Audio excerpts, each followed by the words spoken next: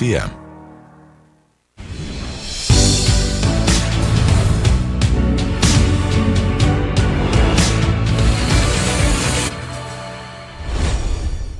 Hello, Ben Mankiewicz with you. Thanks for watching Summer Under the Stars on TCM. Our featured player since early this morning is a bit of an unconventional choice, Charles Bronson. This is his first time on Summer Under the Stars. Bronson had a long career on the big screen, 40-plus years, and his later films were regularly dark and violent stories. Up next, the controversial movie that ignited the most fruitful years of Bronson's career and that made him a rich, successful A-list Hollywood star. Released by Paramount in 1974, Death Wish. Quick setup. Bronson plays Paul Kersey, an architect who lives with his wife, that's Hope Lang, in Manhattan. This is not the sophisticated and urbane New York of the movies of the 1920s or 30s, or even the bustling post-war metropolis of the 1950s. It's a dark, decaying, and unforgiving place with sidewalks and subways overrun by thieves and killers. One day, this violence spills from the streets into the couple's apartment. The fallout transforms Kersey into a calculating avenger, hell-bent on erasing brutal criminals from the city, one hoodlum at a time. Death Wish is an often vicious and disturbing film, but it gives Bronson a solid part to chew on as a good guy who morphs into someone dark, someone vengeful, someone violent. The script for Death Wish had bounced around Hollywood for a few years before winding up in Bronson's hands. Jack Lemmon, believe it or not, as well as George C. Scott were considered for the lead, as was Henry Fonda. Fonda passed, saying he found the role repulsive.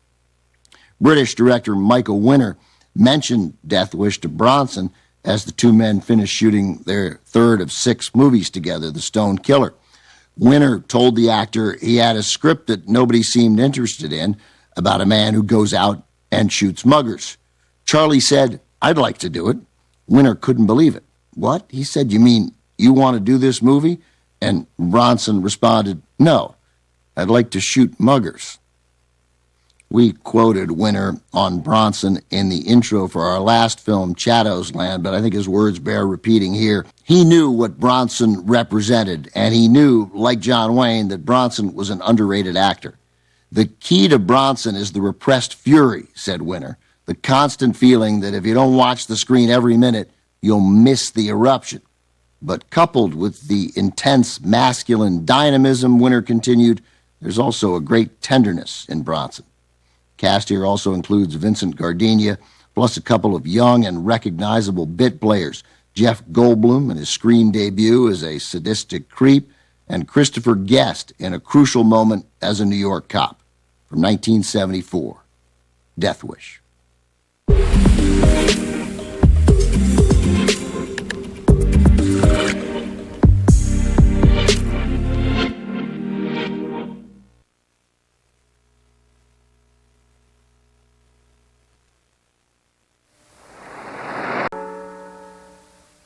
Although controversial and divisive, Death Wish became a massive and frequently imitated success. Its influence is seen in gritty urban dramas like Martin Scorsese's 1976 Oscar-nominated masterpiece Taxi Driver, as well as in exploitation movies like the 1977 shocker Rolling Thunder and the 1981 cult classic Ms. 45.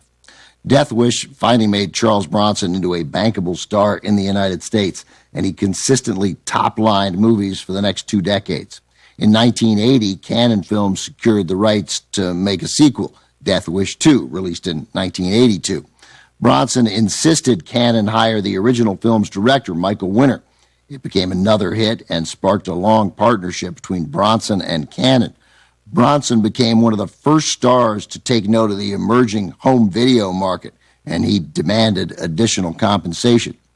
Because the Death Wish type became so closely associated with Charles Bronson, audiences inferred that Bronson and Paul Kersey, his character, were one and the same. Not so.